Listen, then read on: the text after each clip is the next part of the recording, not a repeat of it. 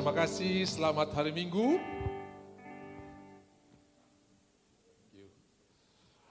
Saudara, lagu ini berkata, ku bawa korban.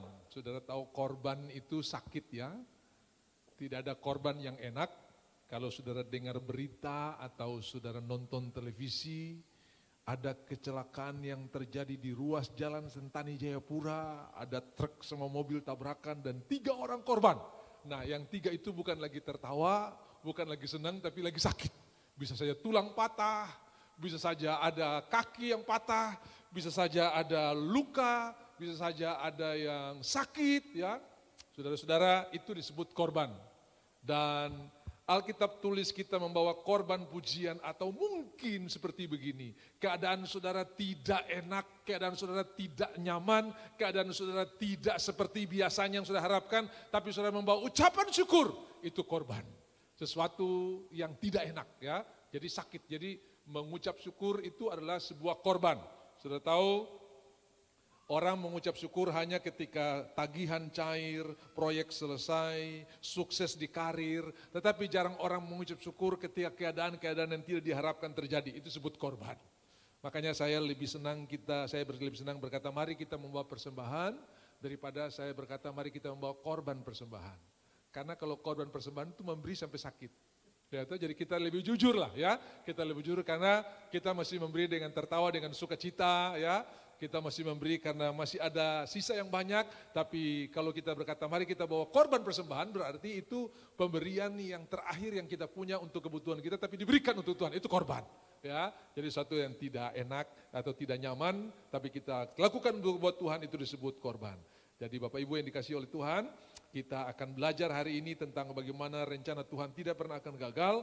Dan sebelumnya mari kita akan ucapkan ayat yang akan kita ucapkan sepanjang minggu ini. 1 Korintus 10 ayat 13, pencobaan-pencobaan yang kamu alami adalah pencobaan-pencobaan yang biasa, yang tidak melebihi kekuatanmu. Karena Allah setia, Dia akan berikan kepadamu jalan keluar pada waktu kamu dicobai sehingga kamu dapat menanggungnya. Mari kita ucapkan bersama-sama 1 Korintus 10 ayatnya yang ke-13, 2, 3.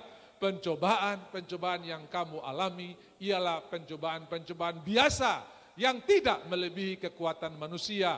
Sebab Allah setia dan karena itu Ia tidak akan membiarkan kamu dicobai melampaui kekuatanmu. Pada waktu kamu dicobai, Ia akan memberikan kepadamu jalan keluar sehingga kamu dapat menanggungnya. Minggu kemarin Mazmur 127, kalau bukan Tuhan yang membangun, kalau bukan Tuhan yang menjaga ya. Dan kita akan belajar hari ini tentang bagaimana rencana Tuhan yang tidak pernah akan gagal. Pasti akan terjadi, kita akan tinggal bersama-sama dengan Tuhan selama-lamanya, melewati proses perjalanan yang indah, dan mari saya akan mengajak saudara untuk kita melihat perjalanan bangsa Israel. Bapak Ibu, kita ini dimulai dengan keturunan yang baru namanya keturunan Nuh. Ya, ada 8 orang yang keluar dari Bahtera. Kalau saudara tahu tentang musik, maka saudara akan lihat di satu tangga nada itu ada 7 nada. Do, re, mi, fa, sol, la, si, entah C minor, entah C, entah D, entah A, entah G, itu ada do, re, mi, fa, sol, la, si, ya 7. Begitu yang ke-8, do lagi, permulaan yang baru. Jadi angka 8 di Alkitab itu disebut permulaan yang baru, kenapa? Karena ada 8 orang yang keluar dari Bahtera dan memulai satu keturunan yang baru di muka bumi di mana kita termasuk di dalamnya. Ada 3 anak Nuh, yaitu Sem, Ham, dan Yafet, dan anak Ham ialah Put, Misraim, dan Kanaan. Mesir, itu salah, istri dari Ethiopia, itu termasuk keturunan Ham. Lalu Semit, ya, keturunan Semit, termasuk bangsa Yahudi di dalamnya. Kemudian Yafet yang pergi ke Eropa, saudara-saudara ya. Makanya saudara lihat setelah dispensasi buat bangsa Israel terakhir dalam Kisah Rasul pasal 7, di mana Stefanus berkhotbah, lalu mereka bahkan membunuh Stefanus. Ini bukan kali pertama nabi-nabi dibunuh. Zaman dulu juga kita akan lihat bahwa bagaimana nabi-nabi yang datang tuh bukan diterima pesannya, malah nabinya juga dibunuh. Stefanus juga, dan akhirnya rencana Tuhan mulai untuk bangsa-bangsa yang lain. Pasalnya yang ke-8, sida-sida dari Ethiopia bertobat. Filipus yang membaptis dia, dan saudara-saudara itu dari Ham. Pasal yang ke-9, Saulus bertobat, Semit. Pasal yang ke-10, Cornelius, orang Roma, bangsa keturunan Yafet. Jadi semua keturunan Ham, keturunan Nuh ini, semua adalah berkat Tuhan. Saudara-saudara, di dalam perjanjian lama, Tuhan akan membalas sampai keturunan yang keempat. Tapi dalam perjanjian baru, semua kutuk sudah dipatahkan. Sehingga berkat yang turun buat generasi kita. Yang percaya katakan amin. Jadi tidak ada yang bilang begini, ini saya pun nenek moyang dulu kurang ajar sekali, makanya kami anak-anak yang tanggung. Tidak ada. Perjanjian lama sudah diselesaikan di atas kayu salib. Sudah selesai, di mana yang turun kepada anak-anak kita adalah berkat Tuhan. Yang setuju katakan amin. Di perjanjian lama, ayah, bapak-bapak kami minum cuka, anak-anak kami yang ngilu giginya. Itu sebabnya di kayu salib, dia dicucukkan dengan anggur asam, supaya kutuk itu dipatahkan, tidak lagi akan turun kepada kita. Haleluya, dia sudah minum itu, dan supaya kita terima berkat Tuhan yang luar biasa. Nah, saudara-saudara, lalu dari keturunan Sem, datanglah yang namanya Abram. Abram dipanggil dari Mesopotamia, Ur Kasdim, sudah dari Kasdim, dan sudah tahu dari Kasdim itu adalah daerah Babilonia nantinya, jadi kerajaan Babilonia yang kuat dengan ibu kota ada di Kasdim di Sinear. Nah, lalu Abraham menikah dengan Sarah, punya anak yang namanya Ishak, umur 99, Ishak lahir jadi di saat sudah tua. Ishak ini diberikan ketika Tuhan berkunjung ke rumah Abraham dalam Kejadian 18 tahun depan, nanti engkau akan punya anak. Ya, Sarah yang dengar di belakang pintu, ya seperti ibu-ibu kebiasaan juga begitu, saudara-saudara ya. Saudara-saudara kalau sudah pamit pulang dulu ya. Begitu pulang sampai di halaman, ibu-ibu bisa sesi kedua. Ya. Suami tunggu di mobil, dia tetet, orang masih bicara. Tadi Susalam pulang. Kenapa? Karena ibu-ibu atau perempuan kalau berbicara, mereka bukan meminta jawaban atau informasi, tapi ingin memenuhi kuota 20.000 kata per hari, saudara-saudara ya. Jadi jangan kaget kalau ada istri yang bertanya kepada suami pertanyaan yang sama sampai 5 kali, karena dia tidak butuh jawaban, dia butuh kuota, saudara ya. Nah, kalau suami cuma jawab ya tidak, habis kau ditanyain terus, saudara, karena butuh penjelasan. Kadang-kadang ikan di pasar murah, perlu diceritain gitu kan. Kadang-kadang di jalan tadi macet, nah itu perlu cerita. Nah, itulah kehebatan, masing-masing kita diberikan kekuatan. Perempuan kuat di telinga, laki-laki kuat di mata, saudara ya. Biar dia lagi gandeng istrinya, kalau lewat artis atau cewek cantik pasti dia akan lihat, saudara ya. Lalu istrinya akan bilang, papa lihat apa? Saya lihat depu rambut supaya saya sisir dia kayak kau gitu kira-kira. Nah, tapi saudara-saudara, kita lihat ini kekuatan-kekuatan yang disatukan dalam keluarga, akhirnya lahir satu berkat Tuhan yang luar biasa. Ya, nah lalu Ishak kawin dengan Rebeka atau Ribka bahasa Inggrisnya Rebeka, sama saudara ya. Jadi orang persoalkan Isa Al-Masih itu cuma masalah spelling, masalah pengucapan saja ya. Saudara tahu Alkitab bahasa Inggris ditulis James, bahasa Indonesia Yakobus, bahasa Prancis Jack. Jadi Jack, James dan Yakobus itu sama saudara ya. Petrus, Peter sama, John, Yohanes sama saudara ya. Musa, Moses sama, sudah sama. Saya ketemu satu keluarga, anak yang tua namanya Moses, anak yang kedua namanya Musa. Saya bilang, kok sama? Ya, satu Inggris, satu bahasa Indonesia, saudara ya. Bukan karena kekurangan nama, bukan. Tapi Musa dan Moses ini saudara kakak adik di satu keluarga. Saya kaget juga, ada itu. Dia dulu salah satu tim kita pemain musik, pemain drum itu, Musa itu kakaknya namanya Moses. satu pohon. Lalu Ishak kawin dengan Rebeka, dapat anak kembar namanya Esau dan Yakub. Yakub ini yang dipilih dari dalam kandungan, sudah dipilih. Jadi tanpa harus menipu, sebetulnya dia sudah dapat janji Tuhan itu, saudara ya. Tanpa harus membohongi, dia sudah dapat janji Tuhan itu. Cuma kita ini kadang-kadang kurang sabar menunggu janjinya Tuhan. Ya, kita mau kalau boleh habis ulat langsung ke pompong, tidak usah lama-lama, langsung keluar kupu-kupu. Tapi semua itu ada prosesnya. Kalau kita tunggu prosesnya jauh lebih indah, jauh lebih baik. Yakub yang dipilih. Lalu Yakub ini pergi kerja di rumah Laban pamannya. Pertama papanya tanya, pamannya tanya, saya mau kasih upah apa? Sudah, tidak usah, kasih saja saya, kamu punya anak yang namanya Rahel. Karena Rahel itu cantik, matanya bersinar. Oke, kerja 7 tahun, begitu malam pengantin dikasih Lea. Saudara-saudara, cara menikah orang-orang di zaman itu tidak duduk sama-sama ya. Lalu yang pengantin ini sudah dikasih pakai telekung, sudah cuma mata yang keluar. Ini budaya tanda kepemilikan, saudara-saudara. Jadi begitu Yakub bangun pagi dia bilang, loh kenapa lain ya? Memang di atas podium tidak kelihatan, kenapa lain? Kita punya adat di sini, tidak bisa kalau adik menikah lebih dulu harus kakak. Jadi kerja 7 tahun lagi karena Laban melihat tangan Yusuf dingin. Dulu domba beranak 1, sekarang beranak 3, saudara ya. Kira-kira seperti itu, tatahan orang ini. Lalu dari Lea dan Rahel ini lahirlah 12 anak Israel ya. Sudah tahu yang tua namanya Ruben, kemudian Simeon, kemudian Lewi, kemudian Yehuda, kemudian Sebulon, kemudian Isakar, ya, lalu kemudian Dan, kemudian Naftali, kemudian Gad, kemudian Asyer, kemudian Yusuf, kemudian Benyamin. Nah, 12 suku Israel. Tapi dalam Kejadian 48 ayat yang 5, waktu Yakub diboyong ke Mesir, ayah daripada 12 anak ini diboyong ke Mesir, ketemu Yusuf sudah punya 2 anak Efraim dan Manasye. Ayat 5 dari Kejadian pasal 48, Yakub bilang begini sama Yusuf, Yusuf, kopo 2 anak ini masuk di papa. Sama seperti Ruben dan Simeon. Nanti dong keturunan baru itu kau punya. Tapi dong 2 ini masuk di anak bapak, ya. Coba ditayangkan. Kejadian 48 ayatnya yang kelima, ya. Afi, potem. Tadi pagi sudah ada itu, tinggal diulang aja. Nah, maka sekarang kedua anakmu yang lahir bagimu di tanah Mesir sebelum aku datang kepadamu ke Mesir, akulah yang empunya mereka, akulah yang akan empunya Efraim dan Manasye seperti Ruben dan Simeon. Ruben itu anak yang pertama. Jadi dimasukkan dalam suku Israel. Lalu pembagian tanah mereka ini 2 dapat. Kenapa? Karena Yusuf sudah digantikan oleh Efraim dan Manasye, Lewi tidak dapat bagian. Jadi tetap 12. Ya, jadi Lewi dan Yusuf hilang, tetap Efraim dan Manasye masuk.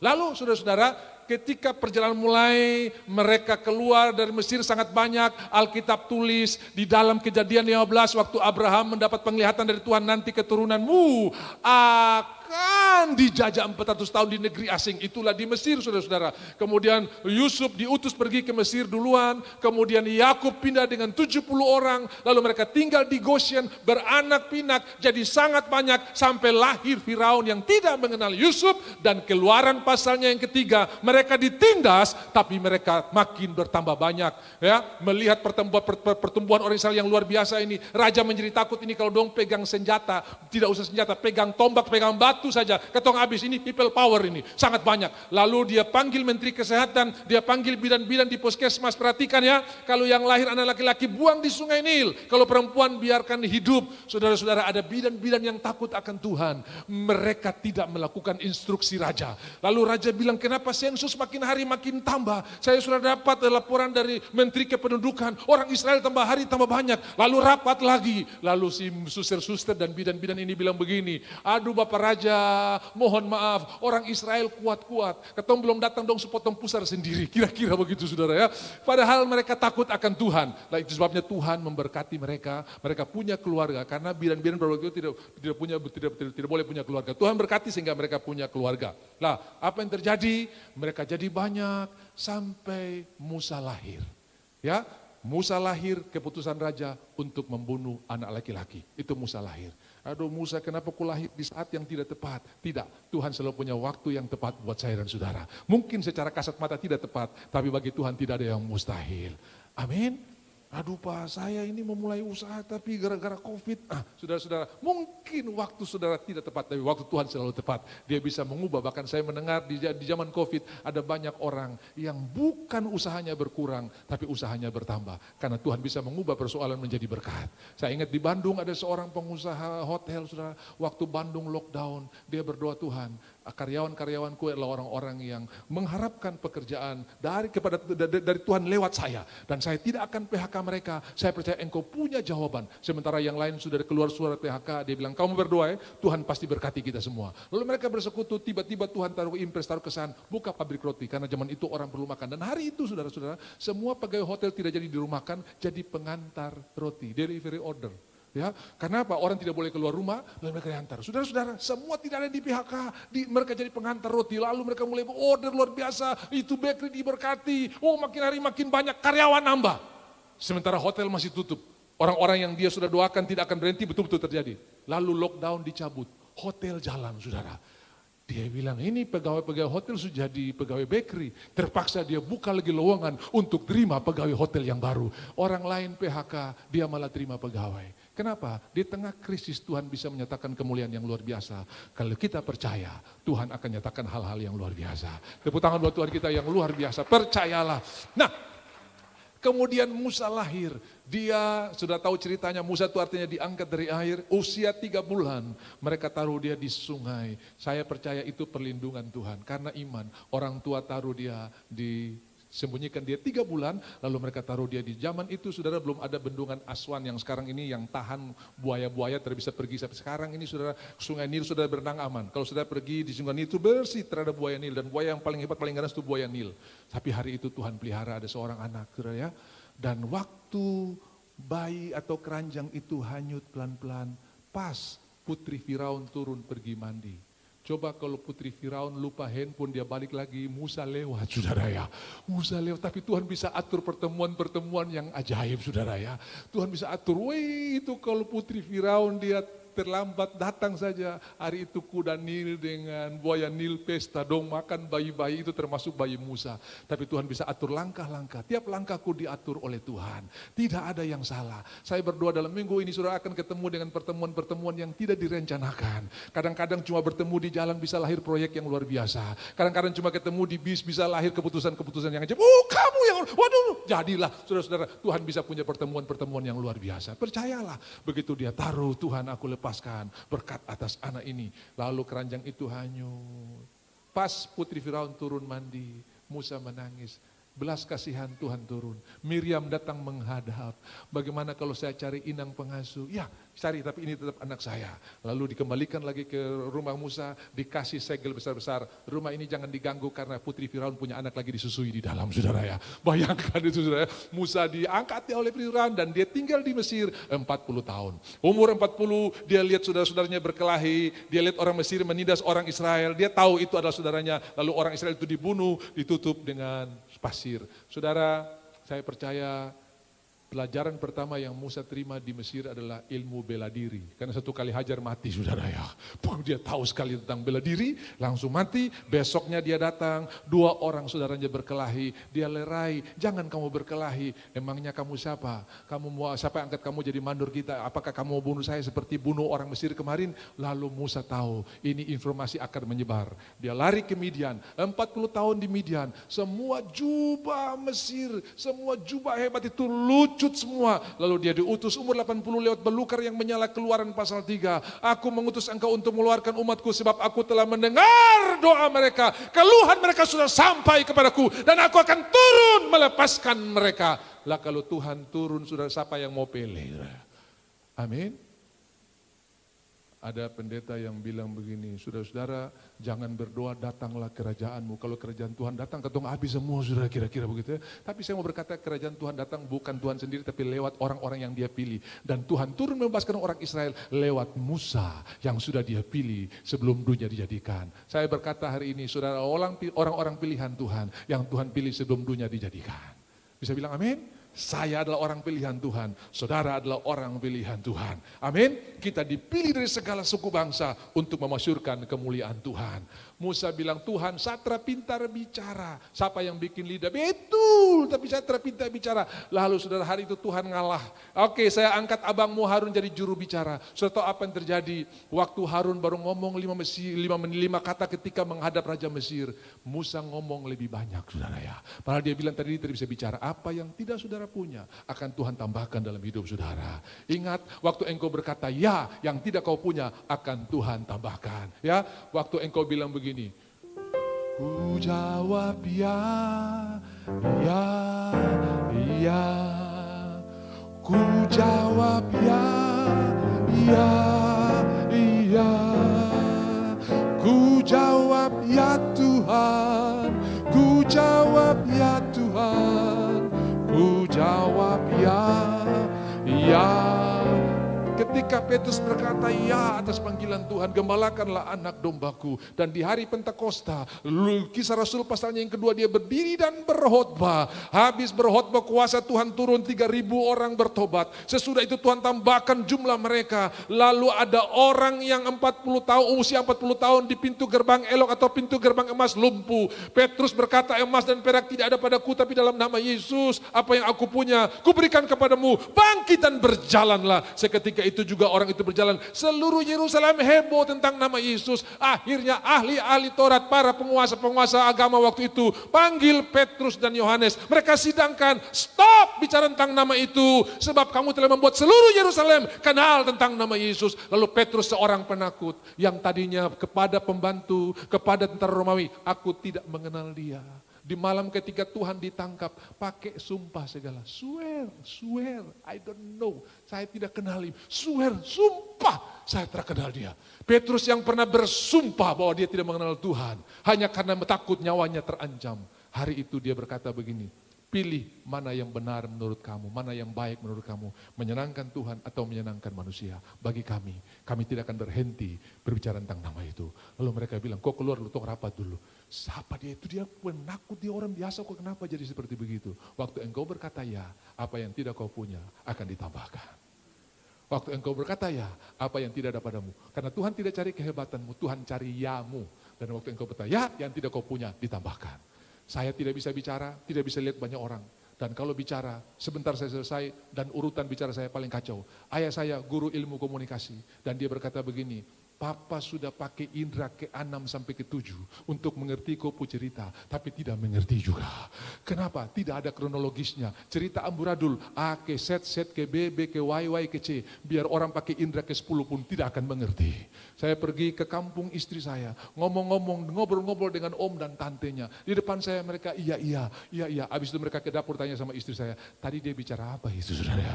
Karena mereka tidak mengerti. Saya yang tidak punya apa-apa dalam soal berkomunikasi, Tuhan tambahkan. Sekarang kalau tidak pakai timekeeper, saya tidak bisa berhenti. Saya tahu ini pemberian Tuhan. Amin.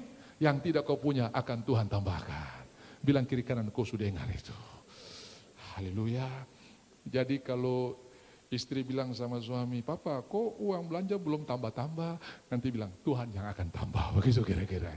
Tapi kalau Tuhan akan tambah itu maksudnya betul-betul tidak ada saudara ya. Tapi kalau masih ada, ya jangan. Istri-istri, kalau suami pulang, sambut dia dengan sukacita dan sambut dengan doa. Puji Tuhan Bapak, doa Tuhan setolong pulang dengan selamat. Haleluya. Jangan tanya uang dulu. Mana tuh uang yang Bapak dapat hari ini? Jangan. Puji Tuhan. Saya percaya saudara-saudara, bukan cuma di dompet yang dia keluarkan, yang di kos kaki pun akan dia keluarkan. Saudara. Mama masih ada di sini juga Mama. Kenapa? Karena dia sambut dengan cinta dan doa saudara ya. Bisa bilang amin? Ini yang ketawa pelaku atau korban saya tidak tahu saudara ya. Tapi mari kita buat rumah kita jadi house of blessing saudara ya. Dengan saling memberkati satu dengan yang lain. Istriku gitu kan. Gigimu bagaikan kawanan domba Gilead saudara ya. Sulamit dan Sulamit itu sampai gigi domba kupuji. Saya belum pernah dengar suami istri Jayapura kupuji gigi. Mama kupu gigi belum pernah saudara. Zaman itu belum ada behel saudara ya. Itu Sulamit gigi seperti kawanan kami domba Gilead. Boku susun hancur saudara ya. Waktu tapi gigimu bagaikan kawanan domba Gilead saudara ya. Saudara-saudara, hal-hal kecil di keluarga itu indah. Sebetulnya hal kecil bisa saling memuji. Oh mantap, kalau dia masak kangkung mantap sekali, masak ikan mantap sekali. Soal garamnya kurang atau airnya banyak nanti dari belakang saudara ya. Tapi hargai orang sudah pergi ke pasar. Dan sudah tahu dari pembantu sampai orang besar. Semua punya kebutuhan dasar yang sama yaitu ingin diterima. Itu sebabnya hari ini kalau saudara dengar kabar baik, saudara diterima Tuhan. Itu bisa mengenyahkan semua penolakan yang saudara dapat di kantor, di mana-mana. Kenapa? Yang bos besar yang punya langit dan bumi sudah terima saudara. Kenapa kita harus pusing dengan orang-orang yang tidak bisa kasih kita napas, tidak bisa jawab kita berdoa. Kita lebih pusing daripada Tuhan yang kasih kita napas. Bisa bilang amin? Dia terima engkau apa adanya. Nah, saudara, kita lanjut terus. Lalu saudara-saudara, Musa pada usia 80 diutus, kemudian membawa orang Israel keluar dan di perbatasan Tuhan tidak izinkan dia masuk. Karena ada satu peristiwa terjadi di awal pelayanan Musa dan satu di akhir, yaitu air yang tidak ada. Waktu mereka baru keluar saudara-saudara ya, Tuhan Musa kami tidak ada air, ya kami kehabisan air. Lalu Tuhan berkata, Tuhan Musa berdoa kepada Tuhan, Tuhan bilang, oke Musa ambil tongkat di tanganmu berjalan depan mereka, lalu pukul kepada batu itu dan dari batu itu keluar air. 40 tahun kemudian hal yang sama terjadi. Musa kami tidak punya air. Lalu Musa sangat marah, sangat jengkel. Lalu dia ambil tongkat itu dan Tuhan sudah berfirman kepada Musa, hari ini aku akan tunjukkan kemuliaanku di hadapan semua orang Israel. Bicara buat batu itu. 2000 tahun yang lalu Tuhan sudah dipukul di atas kayu salib. Dan hari ini kita tidak perlu dihukum lagi. Kita tinggal bicara tentang berkat Tuhan yang luar biasa. Sebab tidak mungkin kesalahan yang sama dihukum 2 kali. Itu tidak adil. Kalau sampai kita hari ini dihukum dengan kesalahan yang sama, berarti dia bukan Tuhan lagi. Bisa bilang amin? Sebab apa yang sudah buat hari ini besok sudah ditanggung oleh Tuhan. Dan tidak mungkin Allah menghukum kesalahan yang sama 2 kali. Itu namanya double punishment, gak mungkin. Dan semua sudah ditanggung. Hari ini kita terima kemenangan. Dan Musa pukul. Sudah tahu apa yang terjadi? Musa kau tidak menghormati kekudusanku, kau tidak boleh masuk.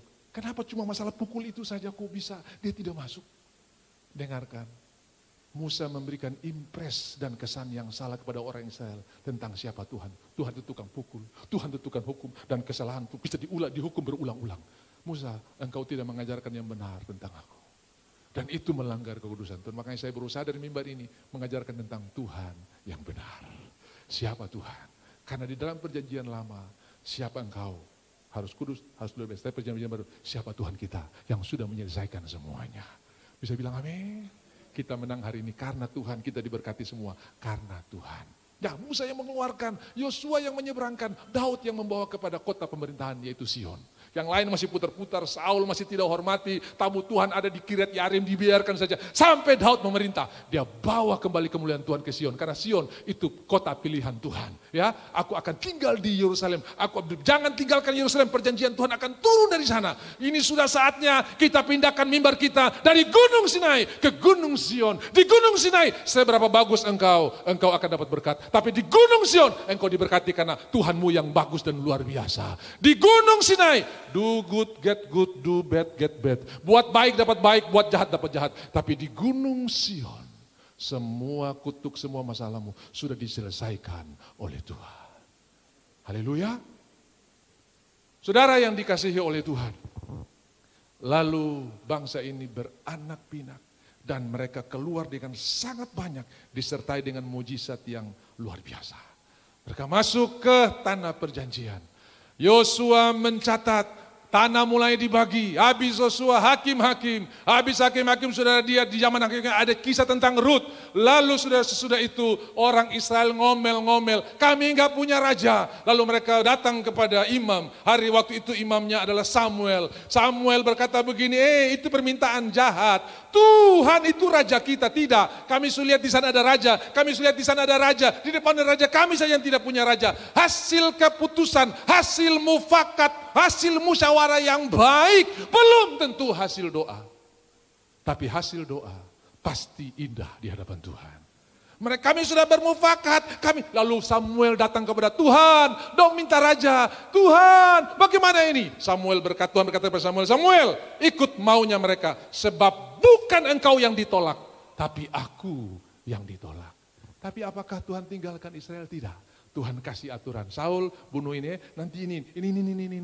Dasar Saul ini tertahu diri, Tuhan sudah bilang bunuh semua, dia ambil yang gemuk-gemuk. Ya, semua raja Agag, semua harus ditumpas, jangan ada yang sisa, saudara-saudara. Dan Saul mengambil domba-domba dan lembu-lembu yang gemuk dengan alasan ibadah. Begitu Samuel datang periksa barisan sesudah pertempuran, bagaimana Saul? Luar biasa, Tuhan ajaib, kami menang. Tiba-tiba di belakang bunyi, meh. Loh, apa itu?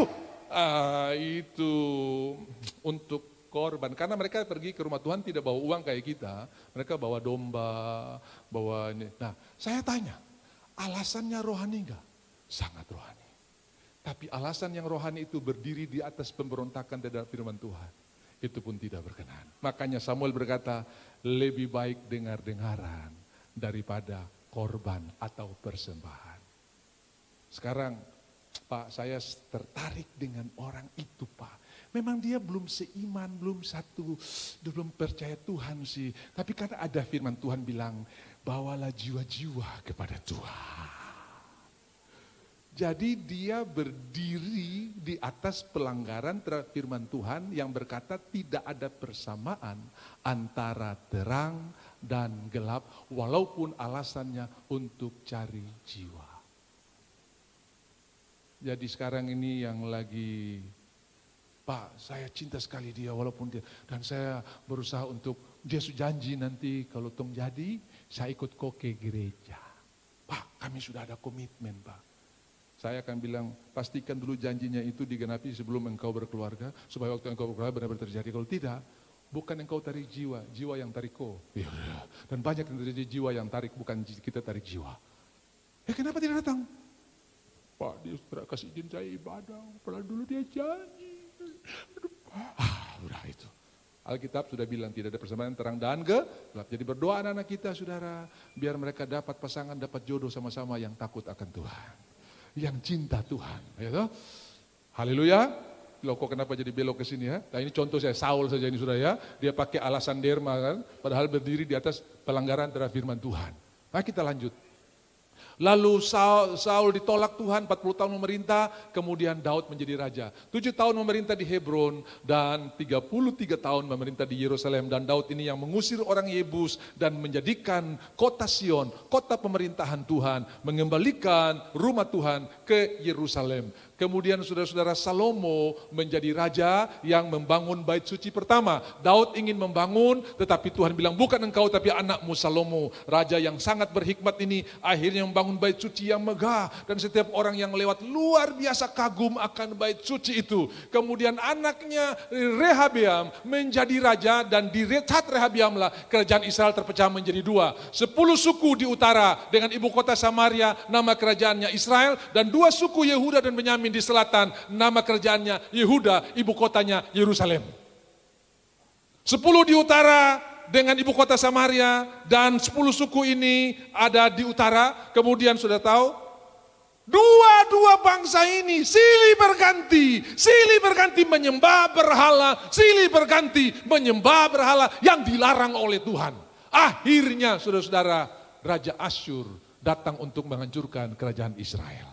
Saudara, di dalam kitab Hakim-Hakim, waktu orang Israel takut akan Tuhan menyembah kepada Tuhan, bangsa yang terkuat sekalipun, 1 langkah pun tidak bisa masuk ke negeri Israel. Kenapa? Karena Tuhan berikan perlindungan.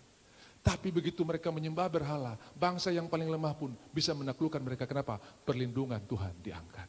Sudah tahu yang membuat kita bisa berhasil sampai hari ini karena perlindungan Tuhan dalam hidup kita.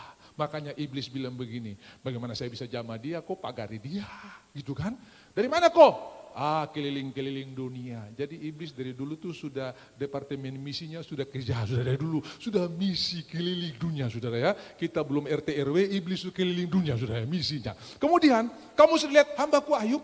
Nah bagaimana saya bisa jamah dia, saleh takut akan Tuhan, menjauhi kejahatan. Ya bagaimana saya bisa jamah dia kalau engkau kasih pagar, oke. Saya angkat pagar tapi jiwanya jangan berani kau korek. Jadi semua ada dalam batas-batas Tuhan, dalam izinnya Tuhan. Amin. Waktu saya di Oksibil kemarin, mereka bilang, Pak ada sedikit kerusuhan di sini. Oke kita berdoa, Tuhan tidak akan lewat batas ini. Mereka tidak akan masuk di batas lebih. Karena kita bisa berdoa kepada Tuhan dan meminta, tidak akan lewat. Karena Tuhan juga bisa atur batas, siapa yang atur batas-batas negara, semua Tuhan yang atur. Ya, saudara-saudara apa yang terjadi? Kemudian waktu Tuhan mati dan darahnya dicurahkan, ketika mereka mau sentuh, dia bilang, sebentar, saya belum bawa darahku ke surga untuk menyucikan surga. Loh, ada apa di surga? Surga itu kan suci, mulia, tidak ada yang salah di sana. Nah, di tempat yang, kenapa? Yang perlu disucikan di surga adalah tempat pijakan di mana iblis menjadi pendakwa di sana. Itu perlu disucikan supaya surga tidak ada yang kotor-kotor lagi. Karena iblis pernah tinggal di sana dan dia punya areal di mana dia berpijak untuk mendakwa. Dan dia di Wahyu pasal 11, pendakwa itu telah dilemparkan. Dan tempat di mana dia pernah berdiri itu disucikan dengan darah Yesus. Ya sudah bisa mengerti ya? Makanya sudah tahu, ada orang tanya, kenapa kok yang jadi imam besar di bait suci kok bukan Musa, tapi Harun? Salah satu persyaratan imam besar sudah bisa baca di dalam kitab Ibrani. Orang yang pernah merasakan apa yang dirasakan oleh umatnya. Di mana Musa waktu orang Israel ditindas di istana, di mana Harun lagi babak belur sama-sama orang-orang itu. Itu sebabnya dia yang dipilih menjadi imam besar. Sebab imam besar turut merasakan apa yang pernah dirasakan oleh umatnya. Makanya Yesus turut merasakan apa yang kita rasakan. Dia disebut imam besar agung, the great high priest. Nah, zaman Salomo kerajaan pecah. Lalu Raja Asyur menaklukkan mereka. Dan Raja Asyur ini selalu split orang Israel. Makanya saudara, 10 suku ini hilang entah kemana. Dan nanti kita akan belajar. Jadi kalau dia sudah ketaklukkan kerajaan A, kerajaan B, C, lalu Israel yang keempat, dia akan angkat kerajaan ini dibagi 3. Setengah di sini, sepertiga di sini, sepertiga di sini. Lalu dia kalahkan kerajaan F, kerajaan itu di sini. Kenapa? Dia bilang kalau dong kumpul sama-sama bisa berbahaya. Jadi kita mesti ambur mereka. Makanya saudara-saudara tahu, orang Israel paling tidak suka dengan orang Samaria karena itu, kawin campur itu. Mereka tidak mau, kamu tuh sutra murni. Sementara kerajaan Yehuda ini dihancurkan oleh Nebukadnezar, raja Babilonia, dan mereka diangkut ke Babilonia dan juga pulang masih suku Yehuda dan Benyamin. Dan terakhir dibawa pulang oleh Esra dan Nehemia dengan gubernurnya Zerubabel. Jadi saudara, kita akan lihat bagaimana bangsa ini dihancurkan. Minimal saya catat ada 3 kali. orang Israel dihancurkan oleh Nebukadnezar. Yang pertama pada zaman Yoyakim. Ya. Oh, Raja Yoyakim ini ditulis di dalam 2 Tawarik pasal 36, Raja Nebukadnezar datang dari timur, kemudian ya, karena Nebukadnezar ini raja yang berkuasa, termasuk kepada kerajaan Yehuda ini, dan ada saat di mana mereka tidak mau dengar dong, gabung dengan Mesir, tidak mau bayar upeti, dan raja datang.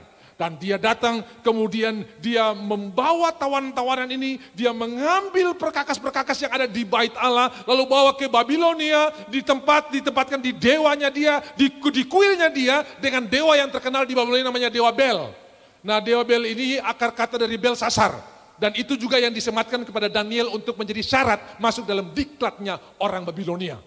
Misael, Hananya, Asaria jadi Sadrak, Mesak, Abednego, nama-nama dewa di sana. Ya, saudara-saudara, dalam penyerangan yang pertama ini, dalam menghancurkan Israel yang pertama ini, maka Daniel, Misael, Asaria, dan Hananya ikut dibawa sebagai orang buangan.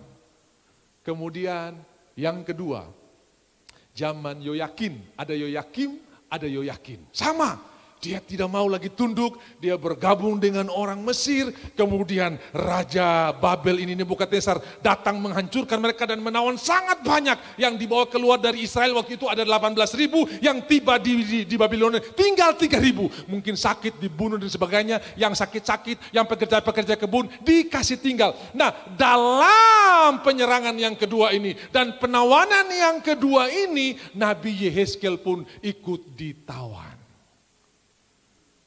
Lalu sampai kepada zaman Sedekia. Sedekia ini juga sudah dinasihati sama Yeremia. Jangan cari gara-gara, jangan pergi ke Mesir. Makanya Alkitab tulis, jangan pergi minta bantuan ke Mesir. Sudah diingatkan berulang-ulang kepada Sedekia, tapi dia tidak mau dengar. Akhirnya yang ketiga kali ini, rajanya datang. Sampai semua peralatan tembaga pun dibawa. Dibawa itu kulit kue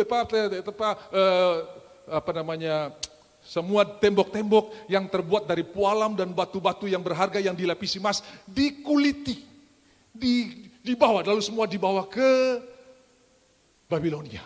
Dan dalam penyerangan yang ketiga ini, Yeremia pun ikut ditangkap, tapi dia dilepaskan. Jadi saudara lihat, di pembuangan ada 2 nabi yang mengurus rohani orang Israel di pembuangan, Daniel dan Yehezkiel.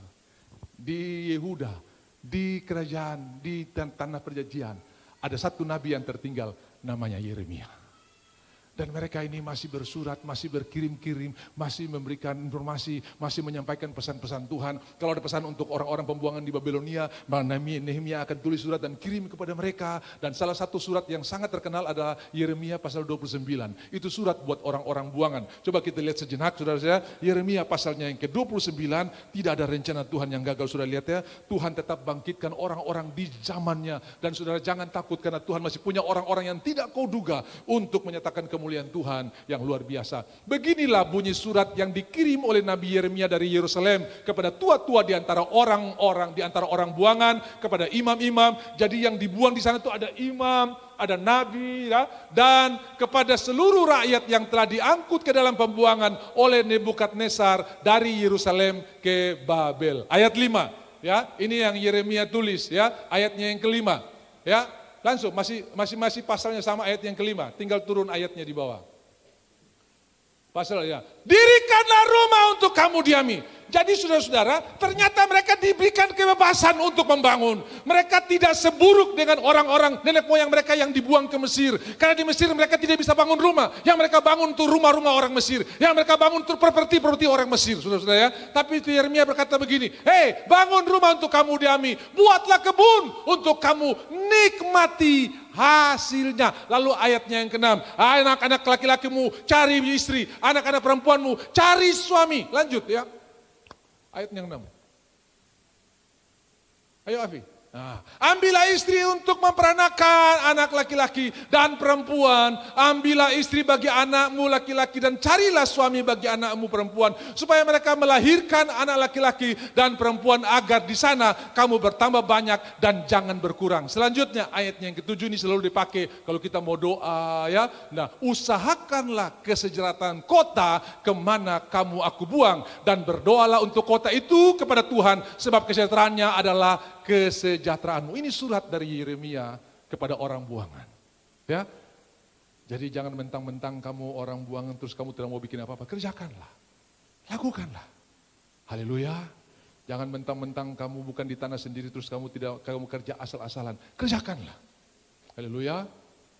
Jangan mentang-mentang kamu cuma dipinjamkan di bagian A terus asal-asal saja, ini kan bukan bagian saya gitu kan. Kerjakanlah sungguh-sungguh. Apa yang ditemukan tanganmu untuk kerjakanlah itu sungguh-sungguh. Dan kerjakanlah segala seperti untuk Tuhan, maka Tuhan akan membalas kepadamu. Bisa bilang amin? Jadi kau yang kerja di kantor, kerjalah seperti untuk Tuhan. Haleluya. Insentif saja kandas-kandas mau kerja sungguh-sungguh apa? Kerja untuk Tuhan. Kalau kerja untuk manusia ya kecewa. Kalau ya, tapi kalau untuk Tuhan, Tuhan akan kasih intensif lebih hebat daripada yang kantor kasih. Katakan amin yang percaya. Ya, Tuhan mengurapi amin saudara, karena kasih diterima, iman harus diambil. Gitu? Kasih diterima, iman mesti diambil. Kamu ambil terlalu sedikit gitu toh. Kamu ambil terlalu sedikit, ambil yang banyak. Ya, kita punya kesempatan untuk mengambil iman yang luar biasa. Apa yang terjadi saudara? Mereka disuruh untuk bangun kota. Mereka disuruh untuk bangun. Lalu kita akan lur sedikit. Bagaimana keadaan orang-orang yang ada di pembuangan ini. Seperti apa keadaan mereka. Mazmur 137. Judulnya di tepian sungai-sungai Babylon. Jadi Babylon itu adalah satu negeri yang kaya dengan sungai.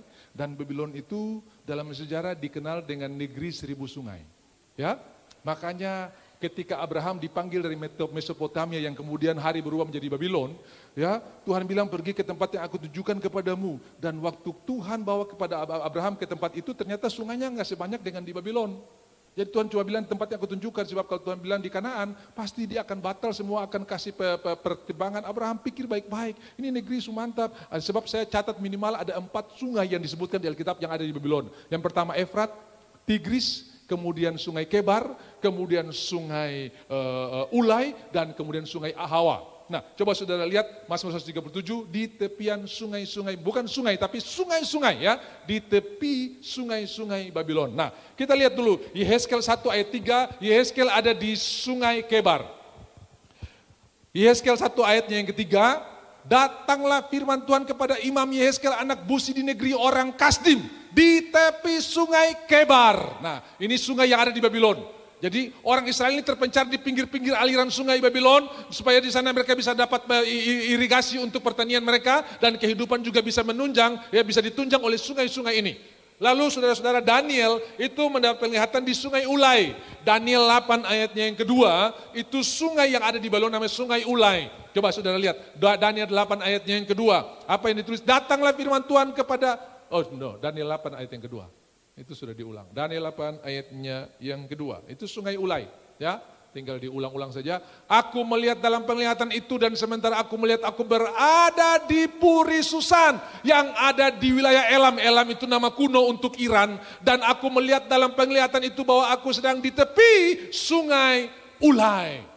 Lalu saudara-saudara, Esra yang nanti membawa orang Israel kembali ke tanah perjanjian untuk membangun bait suci, itu di tepi sungai Ahawa. Esra 8 ayat 21, sungai Ahawa. Ya, kemudian di sana di tepi sungai Ahawa itu, aku memaklumkan puasa supaya kami merendahkan diri di hadapan Allah kami dan memohon kepadanya jalan yang aman bagi kami, bagi anak-anak kami dan segala harta benda kami, karena mereka akan pulang.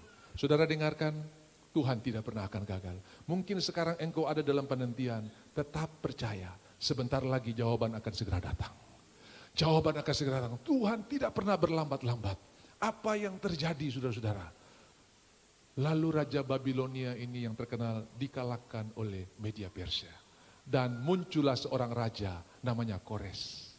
Lalu Kores ini dalam sejarah, dia menilai dan dia berpendapat, kenapa Nebukadnezar dikutuki sampai bisa jadi seperti binatang? Karena setiap tempat yang dia kalahkan, dewa-dewa punya perkakas di bawah semua. Semua dewa-dewa dari setiap dia, makanya dia bilang, kasih pulang semua perkakas rumah Tuhan orang-orang Yahudi atau orang Yehuda. Karena dia berpikir, gara-gara dia ambil barang-barang ini dari rumah-rumah ibadah itu, maka dia kena kutuk. Tuhan pakai sebetulnya, Tuhan pakai Koreshi.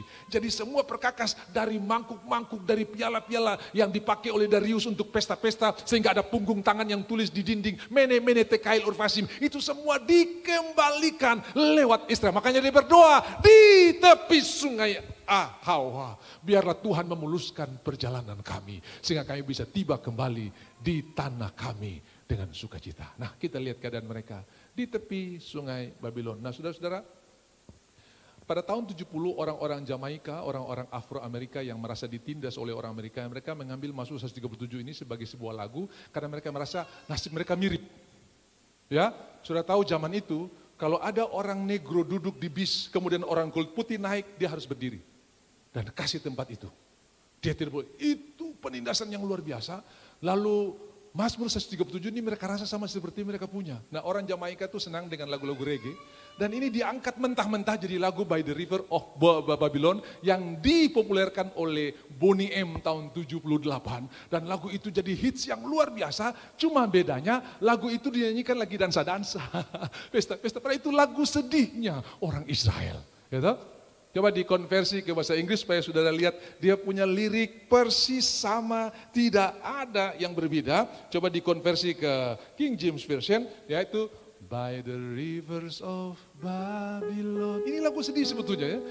There we sat down, yeah we went, when we remember Zion. Ya orang nyanyi, by the river of Babylon. Kira-kira begitu saudara ya. Tapi ini lagu diambil dari Mazmur 137 itu.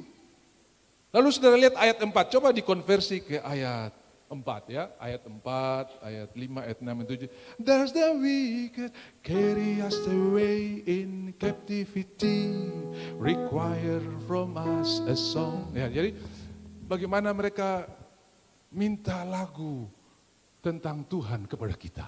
Mereka suruh kita nyanyikan lagu-lagu, lalu mereka, now how shall we sing the Lord's song in a strange land.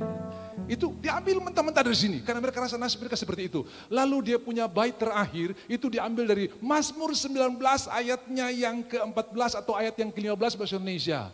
Let the words of my mouth and the meditation of our heart be acceptable in your sight, oh Lord. Ini Mazmur 19 ayat yang.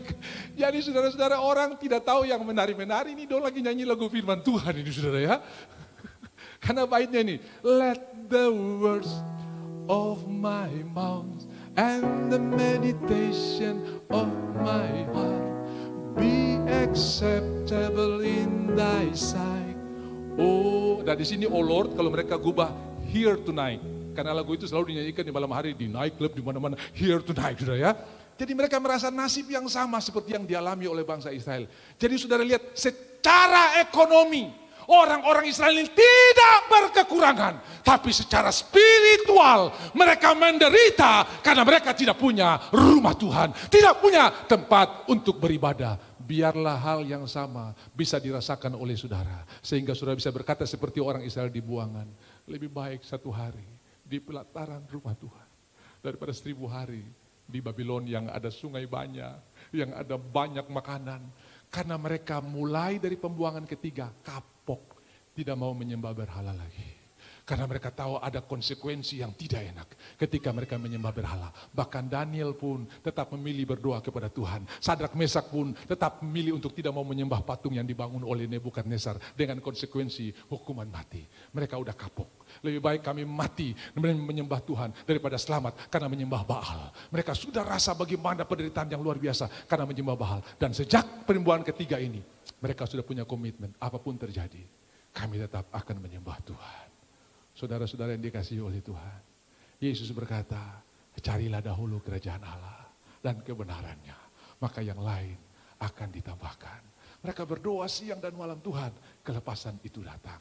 Dan saudara-saudara, waktu Nebukadnezar datang ketiga kali, bait suci rata tanah, habis. Lalu Hanani datang mengunjungi Ezra, dia ASN, pegawai negeri di Babilonia. Bagaimana keadaan? Mereka tercela. bukan karena kurang makanan. Tembok Yerusalem hancur, pintu gerbang roboh, semua. Lalu dia muka muram, dia bawa minuman kepada raja muka muram. Raja bilang, kau flu, pilek, demam kah? Tidak, saya lagi ingat. Lalu dia tidak bisa sembunyikan, raja kasih perkenanan. Oke, kau bisa pulang. Dan itulah zaman di mana mereka membangun bait suci kedua. Saudara, Esra dan Nehemia bangun bait suci kedua. Anak-anak yang lahir di perantauan, yang suruh menikah, punya anak, mereka diceritain, kita dulu punya bait suci. Terus kenapa tidak bakar korban? Ya kita tidak hanya bakar korban di bait suci. Jadi ya nanti kita berdoa supaya kita ada bait suci lagi. Waktu Esra dan Nehemia bawa pulang dan akan meletakkan dasar, waktu mereka letakkan dasar, peletakan batu pertama, orang muda bersuka cita karena kami akan punya rumah ibadah. Orang tua menangis yang masih lihat rumah itu di zaman Salomo, apakah kemegahannya akan sama seperti Salomo yang menangis dan bersuka cita campur baur sampai tidak tahu mana yang benar, saudara. Naik semua sama-sama. Kenapa? Karena yang satu bersuka cita punya bait Allah, yang satu berpikir apakah sama nanti kemuliaannya seperti dahulu. Lalu Hagai datang, kamu santai-santai tidak bangun rumah Tuhan kah? Apakah ini waktu tepat untuk kamu bangun rumah yang dipapani dengan bagus sementara rumah Tuhan daripada runtuhan? Nah saudara, Tuhan pakai mereka-mereka ini. Akhirnya bait suci kedua bangun. Herodes bukan orang Yahudi, dia orang Arab dari Yordania. Dan untuk ambil hati supaya dia bisa jadi raja, dia pugar bait suci yang dibangun oleh zaman Nehemia, Esra Nehemia ini. Jadi bagus. Dan sudah tahu itu baik kemegahan bait suci sampai murid-murid pun bicara sama Yesus. Kau lihat ini? Luar biasa kan? Itu orang bilang kalau belum pernah lihat bait suci Herodes, dia belum pernah lihat keindahan dunia. Karena bait suci itu bisa berkilau, bisa bersinar bahkan di saat yang gelap pun. Bait suci itu seperti bersinar. Kenapa? Semua dia punya lempengan-lempengan, dia punya baik dia tehel-tehel yang mahal itu sudah dilapis dengan emas, berkilauan. Lalu Tuhan berkata di Matius 24, apa yang kamu lihat hari ini? Tidak akan ada satu batu tersusun di atas batu yang lain. Saudara, tahun 70 hal itu digenapi. Dan Tuhan berkata, yang di gunung jangan pulang, yang di peranginan jangan balik, yang di ladang jangan balik. Banyak orang yang masih hidup ketika Jenderal Titus datang menyerang Yerusalem dan mereka selamat karena ingat perkataan itu. Ada yang ingin pulang kembali ke Yerusalem karena tahu ada persediaan makanan. Sudah tahu Jenderal Titus kepung orang Israel sampai Yosefus Flavius tulis, orang yang sudah sekarat dong tidak kasih tinggal mati dong langsung gorok dan makan. Ada ibu yang bilang ini, anak minta maaf kau sudah lahir di dunia tapi bersyukur juga kau bisa berikan mama untuk hidup beberapa waktu. Langsung dia sembelih anaknya, makan setengah, setengahnya disimpan. Sangat hebat, karena makanya Tuhan menangisi, oh Yerusalem, seandainya engkau mengerti saat aku datang untuk melawat engkau, seperti induk ayam yang bawa kepak sayapnya untuk tapi. Kau tidak, itu penderitaan yang paling hebat. Dan sejak itu mereka tercerai-berai. 10 suku hilang. Yang 2 suku sekarang ini namanya kerajaan Israel, tapi sebetulnya isinya orang Yehuda. Tapi saudara baca di kitab Wahyu, akan ada 144.000 dari tiap suku. Lalu saudara mulai orang bikin penggalian, bikin penyelidikan. Saudara mungkin pernah baca beberapa tahun yang lalu, ada penelitian yang berkata, orang Papua, suku Bani Israel yang hilang. Ada yang bilang orang Batak, suku Israel yang hilang. Ada yang bilang orang Ambon, itu suku Gad yang hilang. Saudara, siapapun mereka, kita lebih daripada mereka. Karena Mazmur 122 berkata, kita adalah suku-suku Tuhan. Kesanalah suku-suku Tuhan berziarah. Kepada kita tidak disematkan Ruben, Simeon, Isakar, Naftali, Dan. Tapi kepada kita disematkan suku Tuhan. Bukankah kita bangga? Sampai Tuhan bilang biar malaikat di sorga kosong. Yang penting saya punya suku di bumi dijaga. Bukankah ini bisa menjadi kekuatan untuk menghadapi isu ada krisis minyak sudah mau dekat $100 per barel. Bukankah ini cukup bagi kita untuk percaya bahwa kita hidup dalam kerajaan yang tidak tergoncang karena raja kita adalah raja yang memerintah dengan luar biasa. Dia bisa buat dari tidak ada menjadi ada. Dan saudara, nanti akan ada bait suci ketiga. Sebab di dalam kitab Daniel dia akan berlaku curang pada pertengahan masa di mana dia duduk di tempat kudus dan menghentikan korban pagi dan korban petang dan mengizinkan mereka untuk menyembah dia. Bait suci yang ketiga pasti akan dibangun. Tapi gereja sudah sonde ada, tidak ada. Ya, tidak ada.